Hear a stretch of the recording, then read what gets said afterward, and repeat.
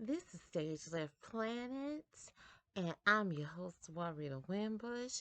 Today's episode is second episode. Today is Worse Than an Infidel. Flo Rida refuses to pay son's medical bills. That's right. Let's talk about it. In my previous video, my last video I filmed today, the previous video I filmed today, I talked about Jerry Springer and Jerry Springer having two black children that he basically kept a secret. His wife knew about them. He'd had them not long after they had gotten married.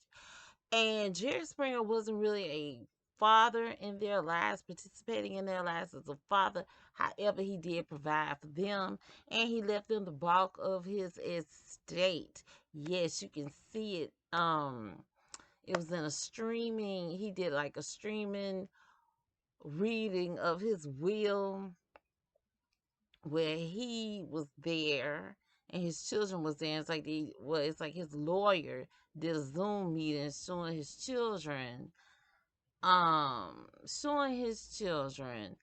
a video of him telling them what he wanted them to have from his estate. And he left the bulk of his estate to his black children.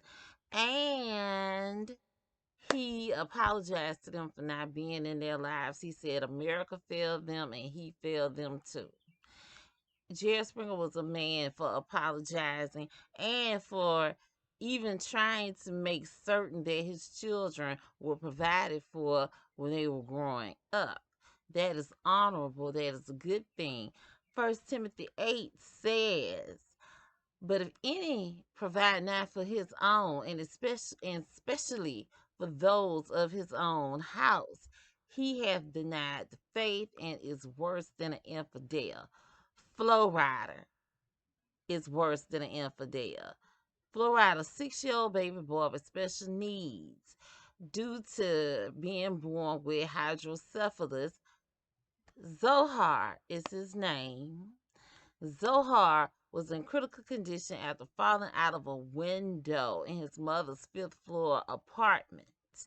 Fighting for his life, little Zohar he had collapsed lungs, liver lacerations, fractures to his metatarsals and pelvis, and internal bleeding. Some despicable people have been accusing his mother of sacrificing him.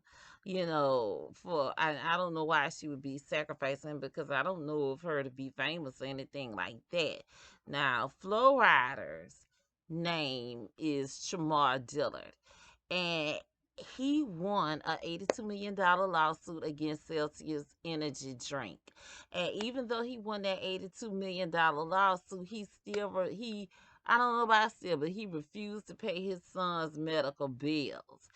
Further, his mother, Zohar's mother, his son's mother, Alexis Adam, had to sue Flo Rida for back payments on Zohar's health care, school tuition, and other educational needs for which she claims he owes $200,000. Let's look at it, y'all. $200,000, $82 million. Now, Flo Rida has expressed a disdain for his child. It is no secret, according to his mother, according to Zohar's mother, Alexis Adam, in an interview she done with the Daily Mail.co.uk,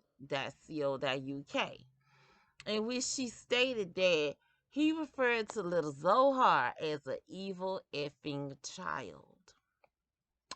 Flo Rida denied this child from the beginning, according to Zohar's mother.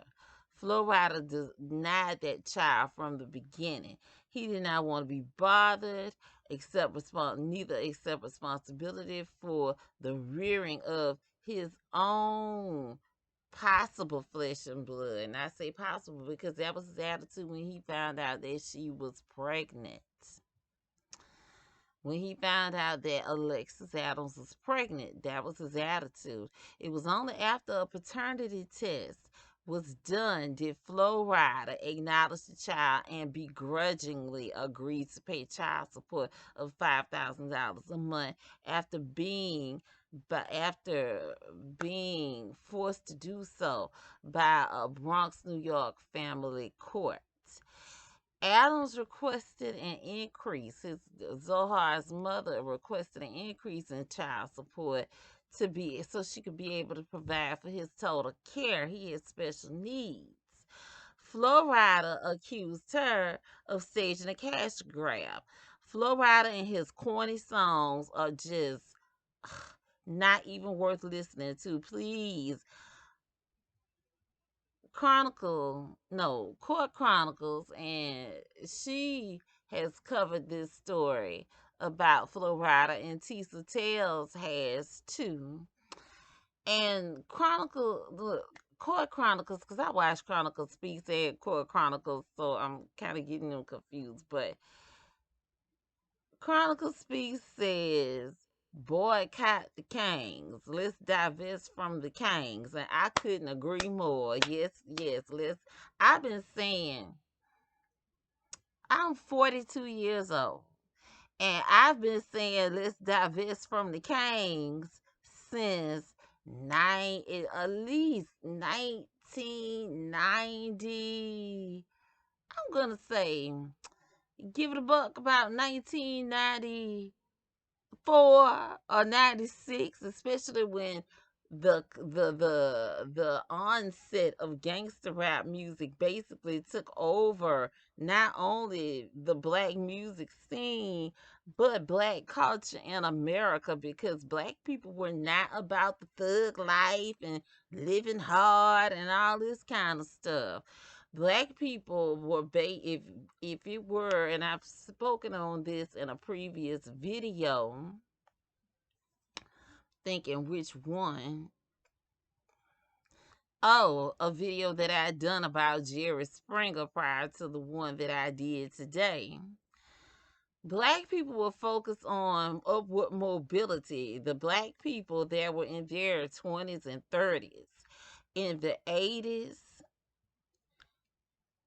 and black people that were in their 20s and 20s, 30s, and I go so far as to say 40s and 50s, in the 70s, 80s, and even the 90s, early 90s in particular, those black people were about education and conducting yourself with honor and respect. And that is what they were about. If you want to have a picture of it, look at the Cosby Show, look at um a different world. That was the vibe back then. And I can tell you that because I was alive back then. Okay. That was the vibe. Not until groups such as NWA, this crew, I don't know what portals from hell are in New York, New York City, New York metropolitan area, and out there in California, like Compton and LA, all them some of them places, certain parts of LA, I'll say, places like that. Inglewood, I don't know what portals of hell are open there, and I'm from Louisiana, so I'm gonna say it. New Orleans, and what portal to hell has opened up in Baton Rouge as well. You know, but the vibe, that wasn't in even Chicago, DMV, Compton. That was not the vibe, neither the general consensus among black people. Now you have people who are black elitists who sought to exploit people from living in abject poverty and severely disenfranchised circumstances. You know, marginalized people, black people living in poverty, blacks, Hispanics, poor whites, and even and Asians too. You had those being Native Americans. You had people seeking to exploit them that would exaggerate the social climate, or to do like Margaret Sanger, who was in a population control proponent, that you take they took the worst possible examples of situations that occurred to make them be the poster, the make them be where they are, to make them be the to appear as if they're the status quo, the general consensus, the norm of of the culture and the people that she targeted, because there are black people. All black people are not like this. All skin folk ain't kin folk, and you just because a person's black, you cannot trust them to have your back. And that's how things go. Just because they're black, you cannot trust them to have your back. And many of them won't hesitate to exploit you to propel to elevate themselves. They will exploit you to elevate themselves. So you just have to be careful. You can't listen to everybody. Look at Patrice Cullors and some of the people who were presidents of these Black Lives Matter chapters stealing the money, and the people who they exploited, such as George Floyd, Eric Garner, Michael Brown, um, I think Tamir Rice. Their families are saying that they didn't get any of that money that was raised in the communities in which Black Lives Matter purported to help and donate to, contribute to, with the money that they collected. Those communities didn't see a dime. The so-called Black Lives Matters protesters, many of them saw ads placed on Craigslist to go to these cities, and they didn't riot. They barely rioted, looted in the communities of the oppressors, or those who they purported to be the oppressors. They rioted and looted and destroyed communities of those that they claimed to have been helping, and then they didn't even use the money to restore those communities. They made those communities ripe for gentrification because they lowered the property values in those communities. But in the 80s, the black people were focused on upward mobility, being educated and trying to be trying to be employed, have their own businesses, entrepreneurs, be professionals and things. And black women were focused on being good mothers and homemakers. The general consensus among most black people, the norm when you live in a real world and you're not focused on what movies and TVs are saying, because that's TV, and then you have certain places like large metropolitan areas such as Washington D.C. and New York City, where there are too many people in one place, which makes it difficult for them to maintain the resources, for them to have enough jobs and housing affordable housing and homes and good education system, because the resources are short.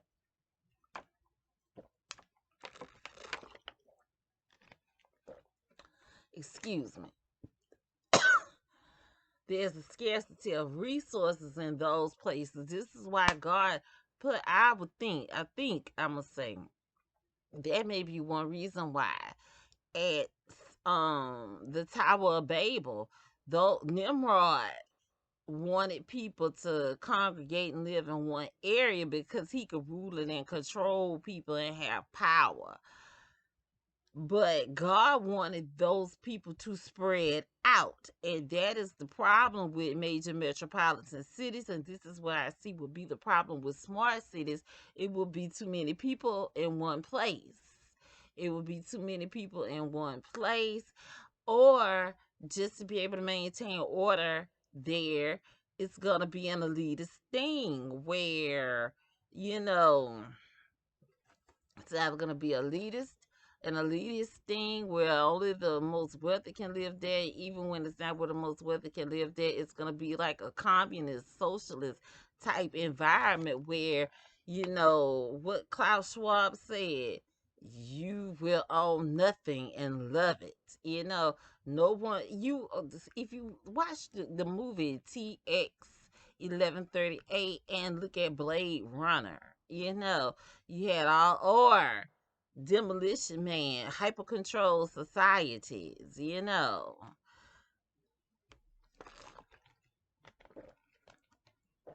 So, but in the 80s, black people were focused on upward mobility and even some being elitist.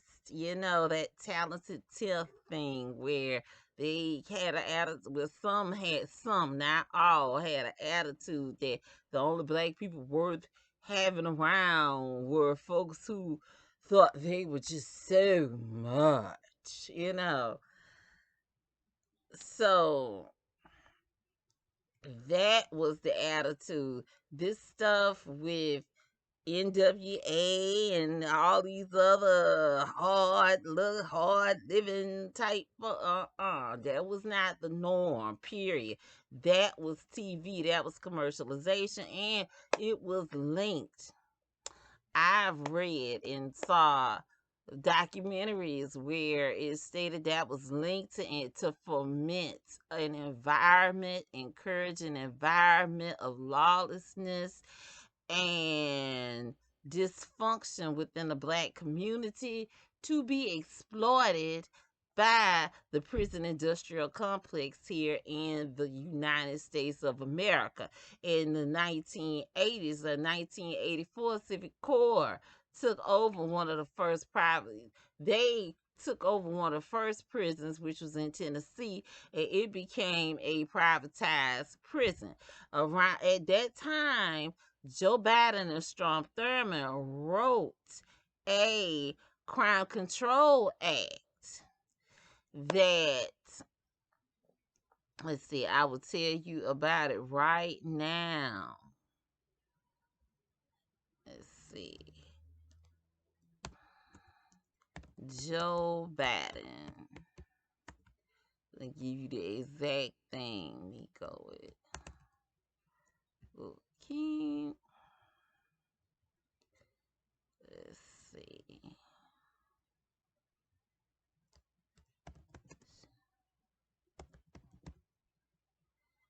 Let's get out the way. Move.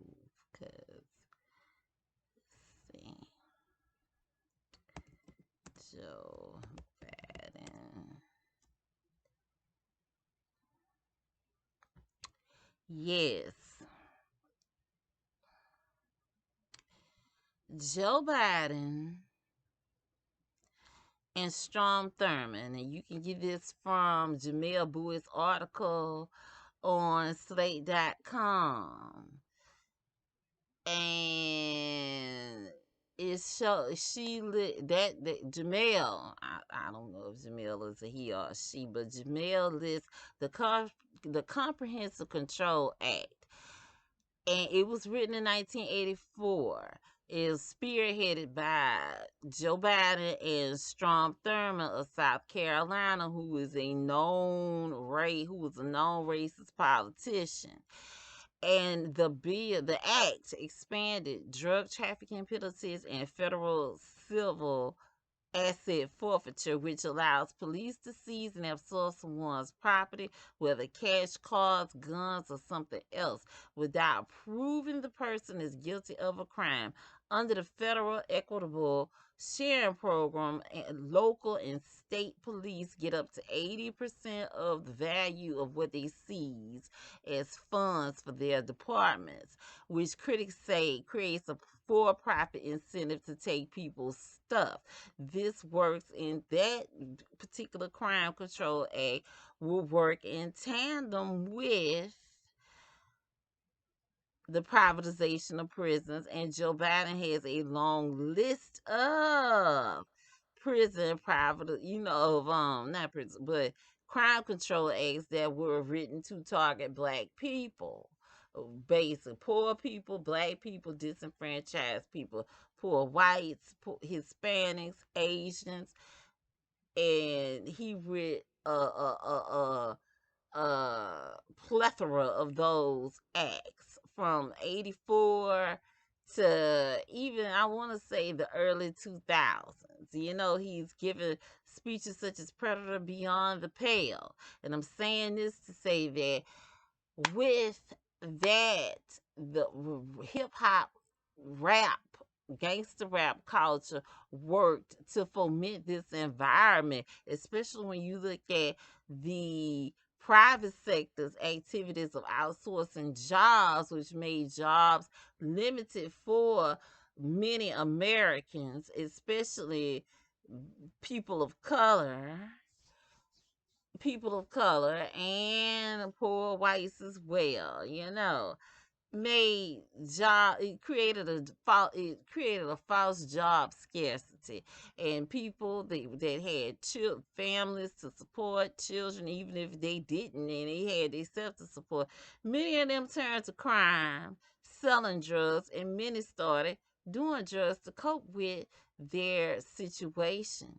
And so Joe Biden is the cause of a lot of black people's dad is being in prison for the very thing that his own son, a lot of people's parents being in prison for the very thing his own son has engaged in, which is drug use, being a crack and coke addict. I know a cocaine addict, and because there's footage of him videotaping himself smoking crack, cocaine, smoking a pipe with the drugs in it. And so now this is allegedly real footage, but you know how they alter footage now, but still. Joe Biden, you know, is known that Hunter has a substance abuse problem. And so I don't, I look at Joe Biden as being this humongous hypocrite, and he also has been supporting abortion, which is number one cause of death in the black community. It's not AIDS, it's not murder and other black on black crimes, neither obesity or cancer or any other health issue aside from abortion. Yet he supports it, much like Ralph Northam. But back to Flo Rida. People like Flo Rida contribute to a culture of degeneracy and dysfunction, much like Tupac did. Yes, I said Tupac did. Tupac wasn't even a real gangster. Some people even wonder, is he really dead? I mean, Orlando Anderson and him really did look quite a bit alike. And I'm gonna say it, both of them was handsome too. They was both cute. But and it's odd how the media did not point out how much they look alike. They almost could have been twins, except Orlando was really tall from the looks of it. That's odd in and of itself. And other people have done research and found out that it's possible they may have been distantly related, allegedly. No disrespect to either one. But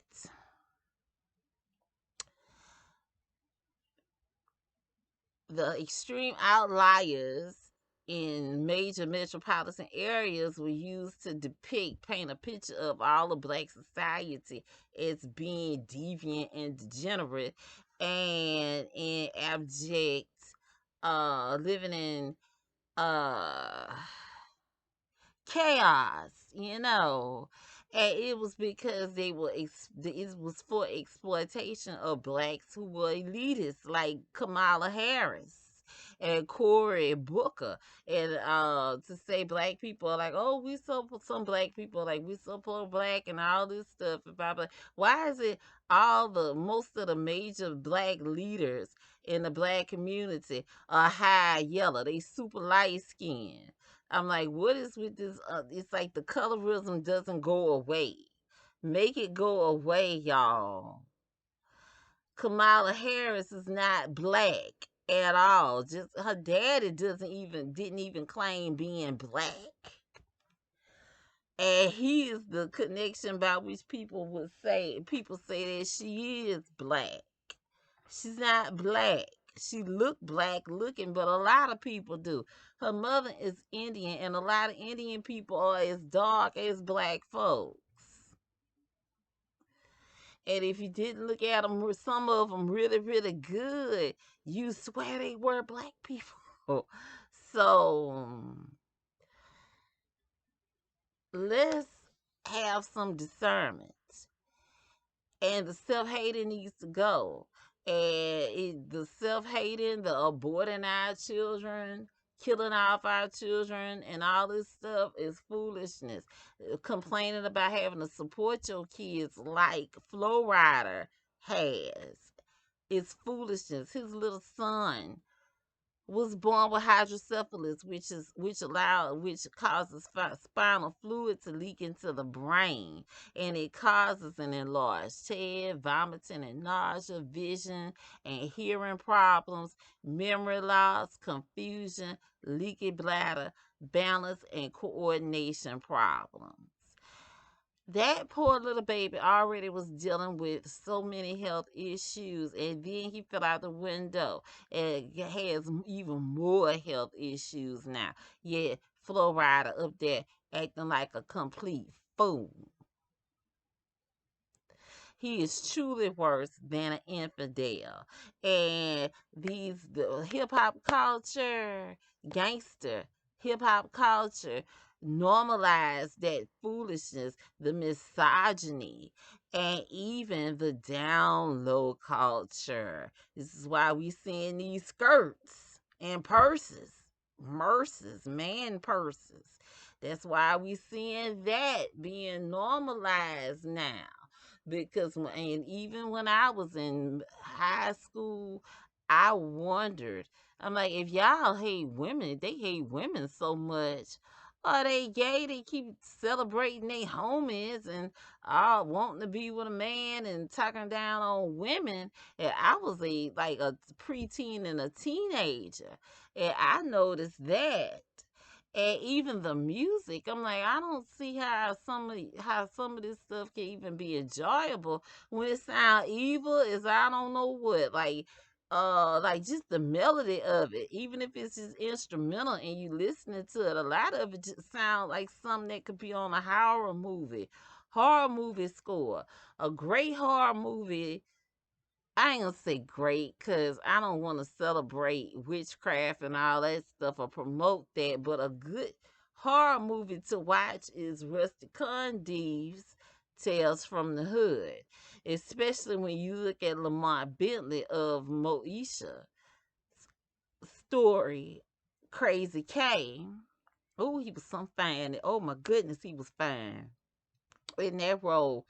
Whew. Anyway, uh, he was fine. I'm like, why he look like that on Moesha? Cause I ain't even notice him much on Moesha, but when he was on Tales from the Hood, yeah, whoa. And I don't mean cause he was in that scene where he was in his underwear. I mean, he's this good looking man, especially with them sideburns. Yes. Anyway, uh,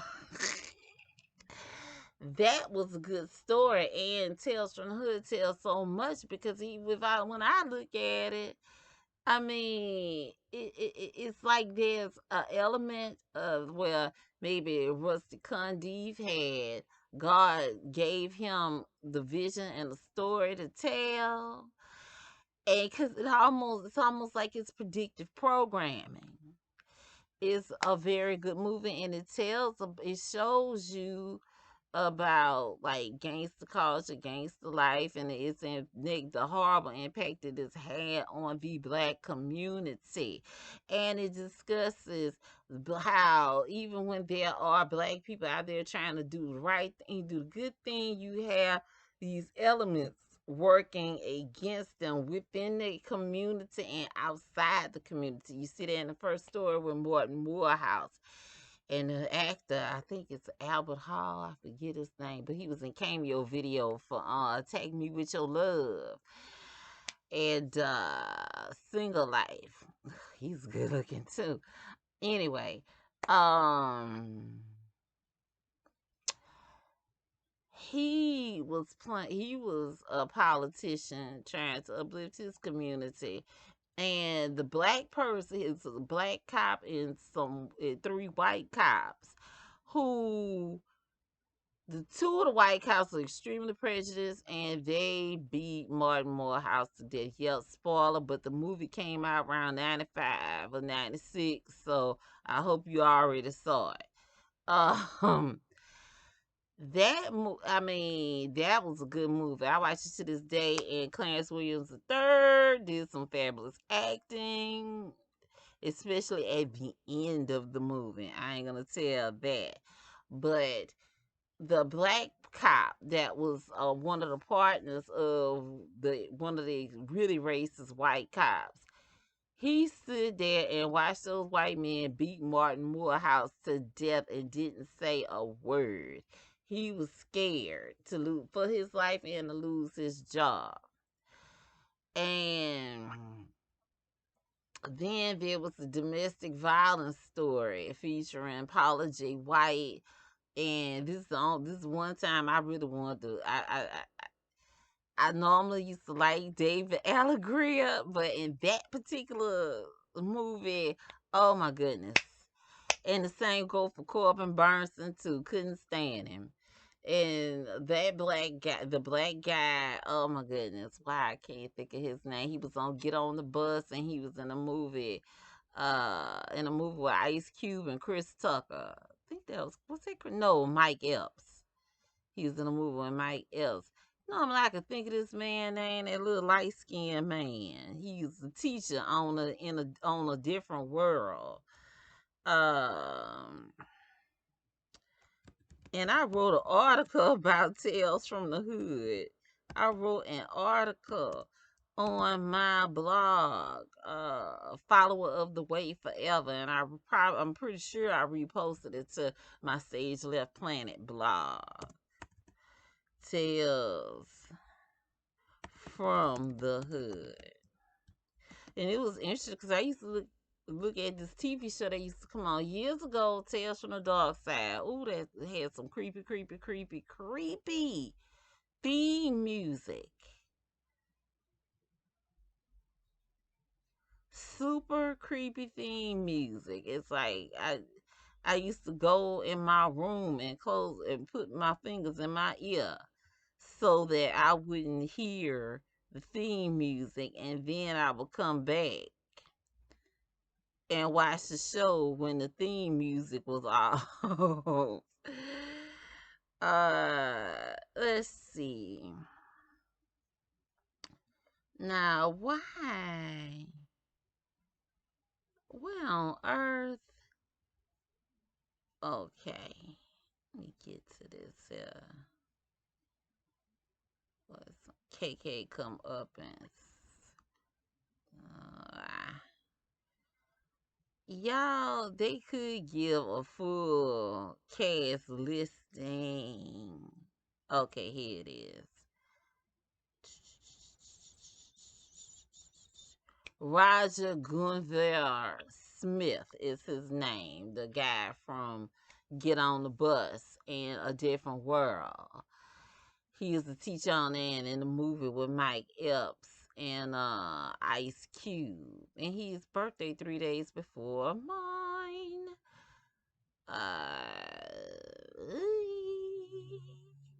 Highly educated man. I'm looking at his. Oh, and he was an alcoholic husband on East Bayou.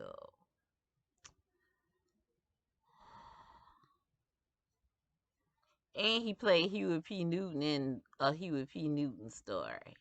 He sure does favor Huey P. Newton. What? This is some foolishness. Why I can't? All About the Benjamins. That's his name. Name was Julian Ramos. But Ramos. Anyway, uh, yes, Tales from the Hood. You know that was a good movie, and I mean, it was nearly prophetic, to be honest with you, but I'll talk about that in the video I'm going to do about Tales from the Hood. Okay. What I would like to do about Tales from the Hood. I'm going to discuss it then. But I would say God forgive me. Tales from the Hood is one of my favorite movies. I'm a Christian, a devout Christian, but I do like the moral of the stories. Now, the KKK come up as the story that Roger Gunville Smith is in. He basically was a sellout, and the cop that was in the first story was a sellout too. So you have to watch out for that. All black people, just cause they black don't mean they got your back. Just cause they black and you black don't mean they got your back. Okay.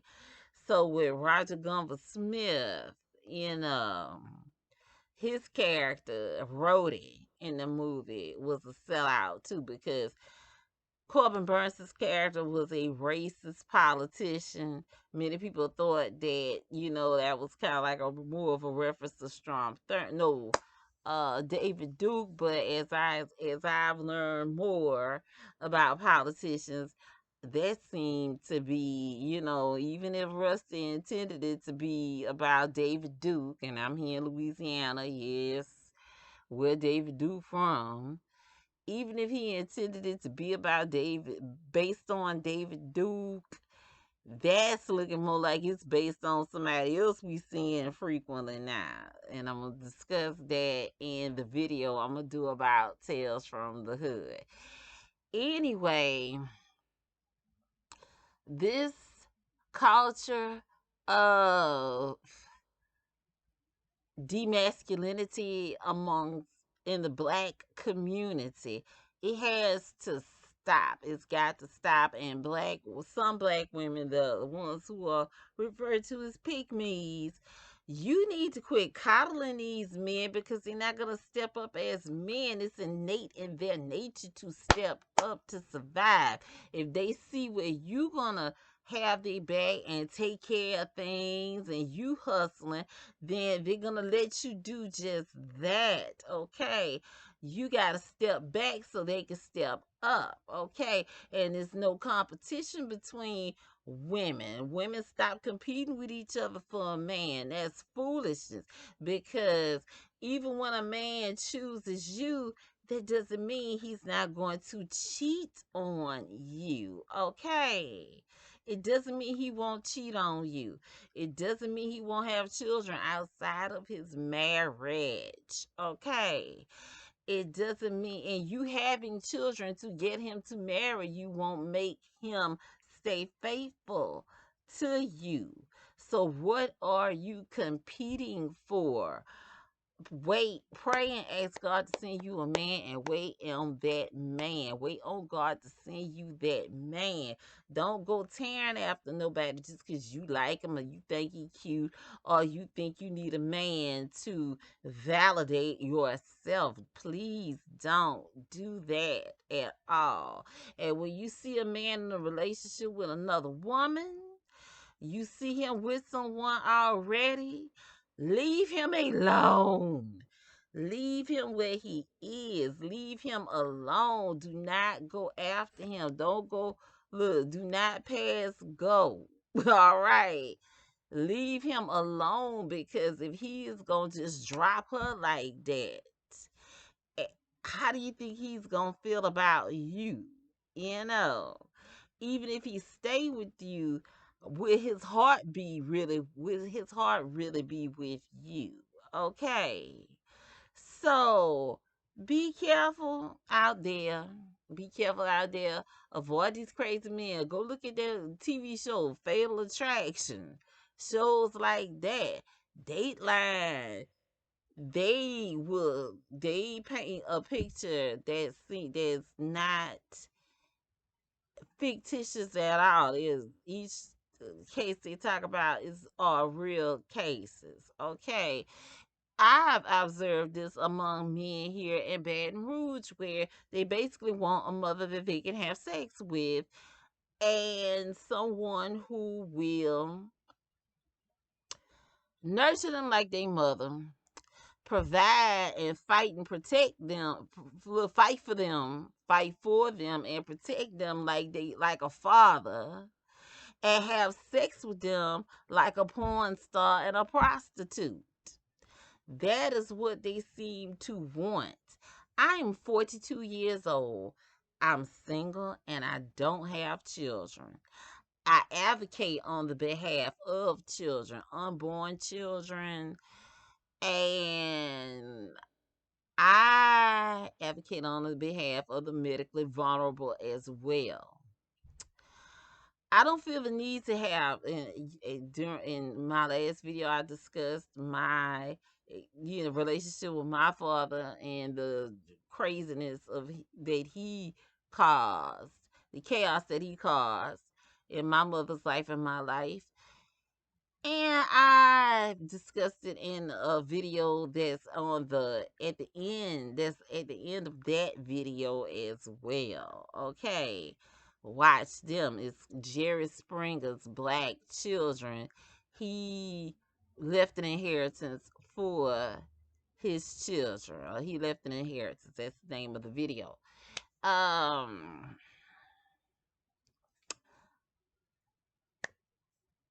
so let's stop the foolishness. We don't need the Flo Riders out there. Boycott the Kings. Divest from the Kings. Okay, when you see people like who are colorists, like Nick Cannon, it seems allegedly people who are colorists like Nick Cannon, people like Flo Rida who don't want to take care of their kids, Flo Rida, Tyrese, colorists like Drake, and many of these little meaty mouth so-called uh, rappers these days who basically,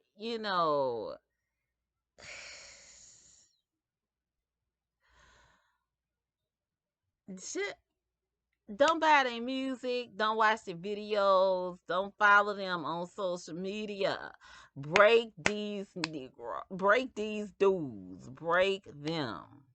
Don't give them your money, don't give them your support, and then they going around here with they calling you whores and bees and talking about there are no black virgins and black women need to quit wearing weaves and wigs. Do you know that one of the leading cause of reproductive cancers among black women is the use of hair relaxers? Many black women they have hair relaxers because they have been degraded, and they've been degraded by black men who want women with loose loose curl pattern hair, or straight hair, wavy hair, they want them. So they will go and get a relaxer to straighten their hair. The hair relaxers have are causing reproductive cancers such as uterine cancers, fibroids, endometrial cancers, ovarian cancers, difficulty in during pregnancies, and even some children are being born with the defects, with birth defects because of the use of because their mothers were using hair relaxers. And be, emotional and behavioral problems have been discovered as a result of the use of hair relaxers. The women and their offspring as well. So now I will say, even though Chris Rock, in my opinion, seems to be a colorist, I could be wrong. Though I did hear him say he wanted dark skinned little girls who spoke proper and were just well bred, well read, which is wonderful, right? And I admired him for that. And oh my goodness, I won't lie. I got the confidence to go natural. And my hair, my natural hair is down, is to my waist. And I got the confidence to go natural because I watched this documentary, Good Hair. I saw that soda can sitting in a hair relaxer, and the hair about like a couple hours later, the hair relaxer had ate through the aluminum can. I said, "Oh no, baby, I ain't putting that in my head no more."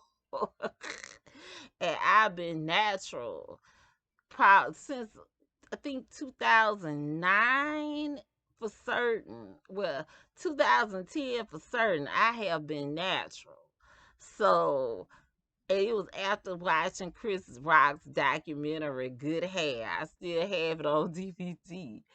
So that I think was really cool of him to make. I'm glad he made it. I really am.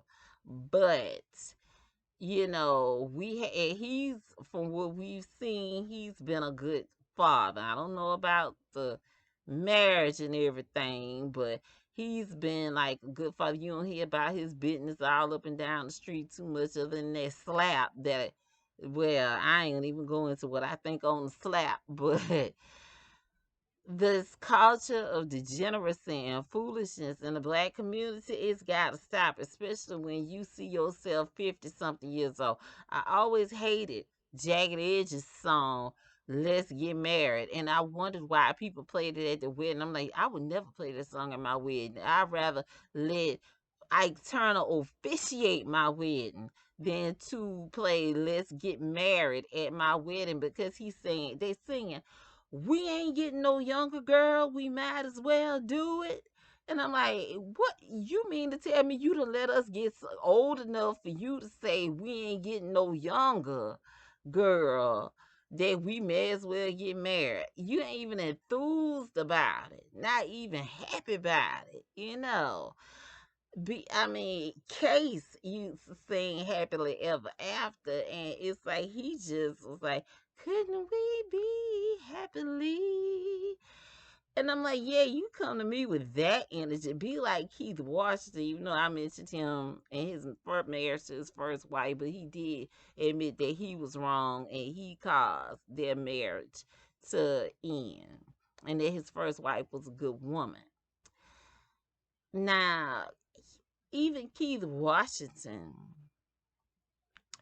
even Keith Washington, he made, I mean, Kim, Child, Kissing You. I thought it was such a beautiful song when I was in middle school. I was in sixth grade when it was, man, I thought it was so beautiful. Then when I saw him, I'm like, oh my goodness, he is so handsome. But anyway, uh, then what? Then he made Candlelight and You with Shantae Moore. She's a beautiful voice.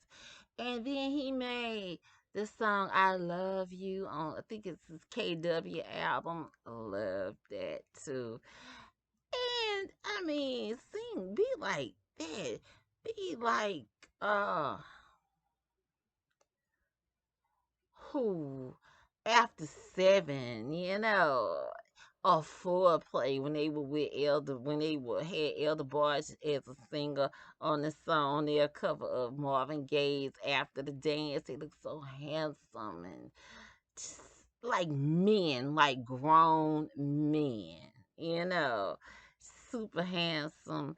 Then, but after seven, when they say ready or not, I give you everything and more.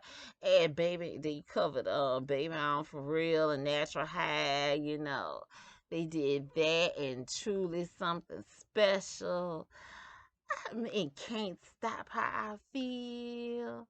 They did those songs, and then you look at them. Even when Michael Jackson sang a romantic song like "Lady in My Life" and "Liberian Girl," I mean, he'll blow your mind on with "Lady in My Life," but then when you look at it and like, oh my goodness, Rod Temperton wrote that, and then you look at other songs Rod Temperton wrote, and you're like, oh my goodness, Rod Temperton will blow your mind, baby. Anyway, um not to just to be where I'm not, taking the situation serious, but who would you rather sing to you? There'll be no darkness tonight, lady. Our love will shine light in the night, right? Would you rather a man tell you that? Or would you rather man tell you pump, pump, let's get it, shake, shake, shake, shake a little something. That's it, yeah, that's it, you gone, girl. You know, or somebody saying to you about Doodoo Brown, you know. Do you want to hear that? Or would you rather hear somebody telling you, uh, you know,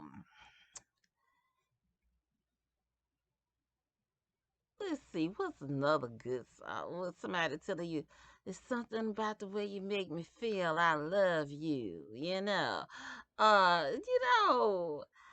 would you rather hear that or some dude calling you a bee and all this stuff? Would you would you rather hear Maxwell telling you, if it's cool, we could do a little something, something, right?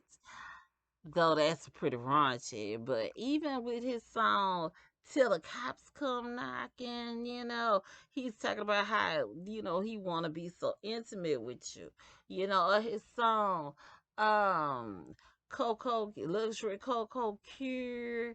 Now I'm not gonna lie, I don't like the message of bad habits, but he was on it with bad habits.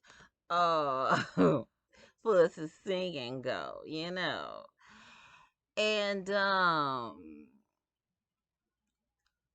it's another one I truly love. I really liked about Maxwell. I try not to listen to secular music anymore though.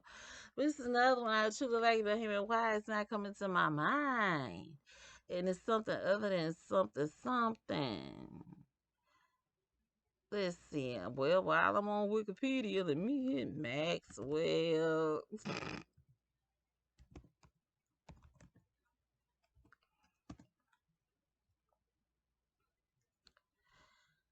And it ain't whatever. Though that one, I think it's pretty nice too. I ain't care for Ascension too much. Maybe the beat was too repetitive for me. Me get on here to let's see. It's got. It might have just been something something. But I know till the cops come knocking and something something, especially something something. You know. But and I got that album too. I had a humongous crush on Maxwell. Oh wow. Anyways, but you hear Maxwell singing, even Immature was doing better. Immature and Sammy and Lloyd, even though Lloyd, I used to laugh at him because I'd be like, "It's a little man himself." But they were better, doing better than these hip hop dudes. Now some of them like Tribe Called Quest, they come up with a love song like Bonita Applebum, and Find a Way. I used to like Find a Way and Bonita Applebum too, right? Uh you know, thinking the terms of that, even look at Robin thinking John B. John B would be talking about what you say, boo. If I ask what you say, I do, right? Instead of R. Kelly and Notorious Big talking about you must be used to me spending all that sweet whining and dining, but I'm effing you tonight. What kind of foolishness is that? I'd rather hear Roger Troutman with the talk box talking about computer love. I'd rather hear that. And I want to be your main. I'd have to go up a little too high to hit I want to be your man like I'm on the talk box, and I don't want to disturb my neighbor. But still, but still, ladies, step it up, the step back so the men can step up and raise your expectations, raise your standards. Just having a pair of legs, pair of pants legs ain't good enough, especially if you trying to have children with him. Because I mean, you don't want a man who not gonna be there, and you might get aggravated with one who he there, but he just like another one of the children. So just be diligent and be vigilant, right? And don't celebrate these men, these no count men, you know. Don't celebrate these no count men who ain't checking for you. Quit going after them. It's not worth it. Leave the Flo Riders of the world alone. Let them, even Wayne Perry had the nerve to. He married his woman. They called him the Michael Jordan of I guess he's kind of like a hitman or a serial killer and stuff, right? Michael Jordan the killers out there in D.C. if I'm not mistaken, and even New York, I forget which one. I saw the documentary about him. Even Wayne Perry was trying to had a wife and was trying to do right by her out there in them streets. Even that the one that was with him. Oh my goodness, what's his name? Say his name Marty Alpo.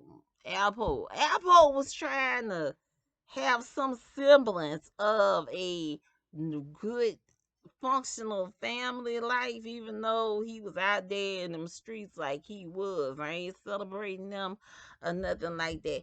Even Orlando Anderson, the man who killed Tupac, had, was trying to have a family. I mean, he had, looked like maybe uh, two, right? But still, come on now.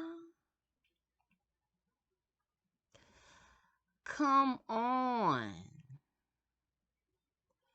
Ladies, to do better, you gotta expect better. You put your foot down and keep your knees together.